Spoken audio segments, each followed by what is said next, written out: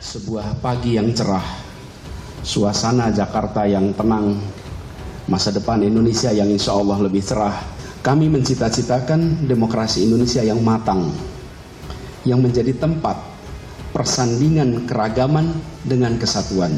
Pesan itu saya pegang terus, pesan itu saya ingat terus, dan hari-hari ini izinkan saya menyampaikan bahwa Bang Surya Paloh telah melaksanakan secara konsisten menjadi teladan bagi kita semua dalam keberanian. Pura-pura peduli adalah kebohongan Anies Baswedan di tengah penderitaan orang banyak. Rekam jejak pembohong ini harus kita ingat sebagai bahan pertimbangan saat pemilihan nanti di 2024. Sebagai warga bangsa, kita harus bijak, harus hati-hati, jangan saling menyalahkan satu sama lain, sesama anak bangsa, apalagi generasi muda harus menunjukkan sikap yang baik, ya, antara tutur kata, perbuatan itu harus sama, ya. Jadi mari kita bersinergi positif sesama anak bangsa membangun bangsa dan negara, ya. Kalau kemudian Anies ditetapkan sebagai calon presiden, lalu KPK menetapkan status lain sebagai tersangka, kan kesannya ada penjegalan sebagai seorang calon presiden dan KPK dianggap main politik.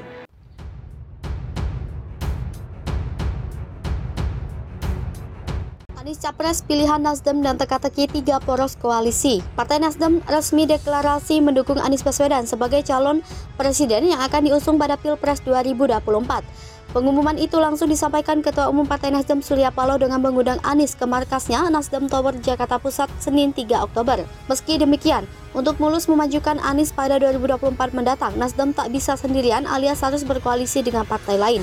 Pasalnya, syarat ambang atas pencalonan presiden yang diatur dalam UU Pemilu adalah capres harus diusung 25% suara sah nasional atau pemilik 20% kursi di DPR dari pemilu sebelumnya. Pengamat politik dari Universitas Esa Unggul Jamiluddin Ritonga berpendapat momentum Nasdem mengusung Anies sebagai capres membuka peluang munculnya minimal lebih dari 2 poros koalisi di Pilpres 2024. Jamiluddin mengatakan peluang lebih dari 2 poros bisa muncul apabila komposisi rancangan koalisi parpol yang telah terbentuk saat ini tetap solid. Poros pertama akan muncul dari koalisi Nasdem, PKS, dan Demokrat. Jamiluddin mengatakan Nasdem bakal berupaya keras mencari rekan parpol lain untuk berkoalisi agar Anies bisa maju capres. Nasdem, kata dia, tentu akan menggait terlebih dahulu PKS dan Demokrat, di mana keduanya belum memutuskan berlabuh ke koalisi manapun sampai saat ini. Terlebih lanjut dia, para pimpinan ketiga parpol itu intens berkomunikasi belakangan ini. Sambutan petinggi 3 parpol itu pun positif terkait pencalonan Anies.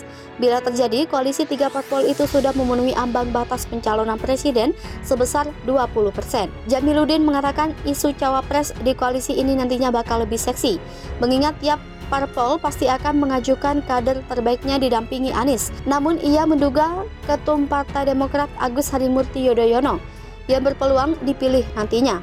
Poros koalisi lainnya yakni antara Golkar, PPP, dan PAN yang tergabung dalam Koalisi Indonesia Bersatu. Jamiluddin mengatakan poros ini akan kemungkinan bakal mengusung capres dari kader internal atau eksternal ketiga parpol tersebut. Koalisi ini sudah terbentuk namun belum mengumumkan nama calon presidennya. Sementara itu, poros ketiga kemungkinan diisi PKB dan Gerindra. Jamiluddin memperkirakan poros ini menitik beratkan keputusan capres pada sosok Ketum Gerindra Prabowo Subianto dan Ketua Umum PKB Muhaimin Iskandar. PDIP sebagai partai pemenang pemilu 2019 memiliki peluang untuk mengusung calon sendirian alias jadi poros tersendiri.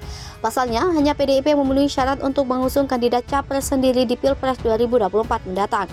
Akan tetapi, Jamiluddin mengatakan ada peluang besar PKB, Gerindra dan PDIP bisa berkoalisi menjadi satu poros, yang merujuk pada safari politik yang dilakukan Ketua PDIP Puan Maharani seperti yang ditugaskan ibunya, yakni Ketua Umum PDIP Megawati Soekarno Putri. Diketahui Ketua DPP PDIP Puan Maharani belakangan ini kerap menggelar pertemuan dengan Ketua Umum Parpol. Terakhir ia bertemu dengan Ketum PKB Muhaimin Iskandar. Meski demikian, Jamiluddin mengatakan rencana pembangunan koalisi itu masih dinamis. Perkembangan politik Indonesia tak bisa lepas dari dinamika yang menyertai ke depannya. Pengamat politik Badan Riset dan Inovasi Nasional Wasisto Raharjo Jati menilai langkah Nasdem mendukung Anies untuk mengeruk potensi suara pihak-pihak yang mendukung Anies, atau dengan kata lain adalah Nasdem mengharapkan efek ekor jas. yang bisa menguntungkan perolehan suara parpolnya pada pemilu 2024. Secara kalkulasi politis, lanjut Wasisto, hanya Anies sebagai tokoh populis yang suara pendukungnya belum tersalurkan ke parpol tertentu. Tokoh-tokoh lain yang memiliki elektabilitas tertinggi dari hasil survei dianggapnya sudah memiliki segmen pemilih tersendiri. Selain itu, Wasisto menilai deklarasi Nasdem mengusung Anies sebelum masa jabatannya bersangkutan sebagai Gubernur DKI berakhir itu adalah langkah strategis untuk memagari calon populer yang potensial menjadi capres definitif. Ia melihat kondisi itu mirip ketika Nasdem mempromosikan Jokowi ketika masih menjabat Gubernur DKI Jakarta hingga menjadi capres definitif. KPK sayangkan kasus Formula E diseret ke kepentingan politik. Komisi Pemberantasan Korupsi menyayangkan penanganan kasus korupsi Formula E diseret-seret dalam kepentingan politik pihak tertentu. Menurut KPK, lembaganya telah menangani kasus itu sesuai prosedur hukum. Ali mengatakan lembaganya menangani kasus Formula E karena adanya laporan dari masyarakat. Laporan itu kemudian ditelaah untuk mengetahui apakah kasus itu bisa ditangani oleh KPK atau tidak. KPK, kata dia, masih mengumpulkan informasi yang diperlukan, salah satunya dengan memanggil Gubernur DKI Jakarta Anies Baswedan untuk dimintai keterangan. Ali mengatakan dalam gelar perkara itu tim penyelidik memaparkan hasil pengumpulan informasi. Informasi itu dipaparkan untuk mendapat masukan dari seluruh pihak yang mengikuti forum tersebut. Menurut dia, semua peserta ekspos punya kesempatan sama untuk menyampaikan analisis dan pandangannya. Dengan sistem dan protes yang terbuka, kata dia, penanganan perkara di KPK dipastikan tidak bisa diatur atas keinginan pihak tertentu saja. Meski demikian, Ali mengatakan KPK berkomitmen untuk menangani setiap perkara dugaan korupsi sesuai dengan tugas, kewenangan dan undang-undang yang berlaku. Dia mengajak masyarakat untuk mengawasi setiap proses penanganan perkara di KPK. Dia juga meminta masyarakat tidak mudah terprovokasi oleh narasi yang sengaja dihembuskan untuk kepentingan agenda di luar penegakan hukum. Sebelumnya, mantan pimpinan KPK Bambang Wijojanto menduga ada upaya untuk mengkriminalisasi Gubernur DKI Jakarta Anies Baswedan di kasus Formula E mantan anggota tim gubernur untuk percepatan pembangunan di DKI Jakarta, menuding upaya itu dilakukan oleh sebagian pimpinan KPK.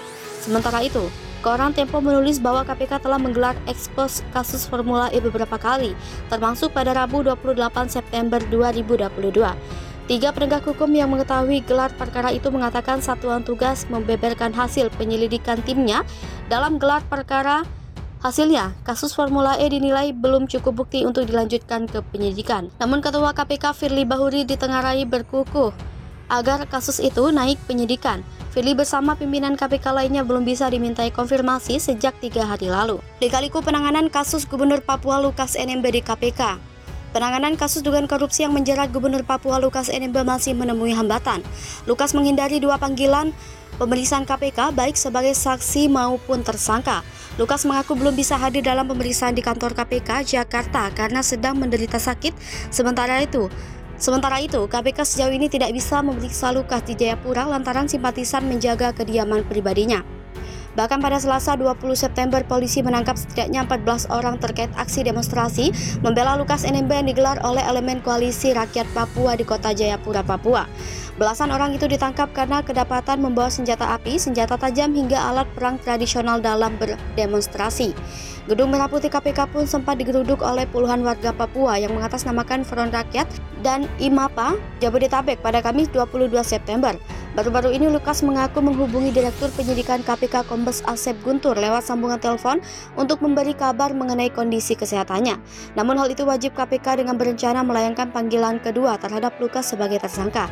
Terkait kasus hukum ini, Partai Demokrat telah mencopot Lukas sebagai Ketua DPD Partai Demokrat Provinsi Papua. Ketua Umum Partai Demokrat Agus Harimurti Yudhoyono menunjuk Willem Wendik sebagai PLT Ketua DPD Partai Demokrat Provinsi Papua. Hal itu dilakukan semata-mata agar Lukas fokus menjalani proses hukum. Adapun Lukas telah dicegah bepergian ke luar negeri selama 6 bulan terhitung sejak 7 September 2022 hingga 7 Maret 2023.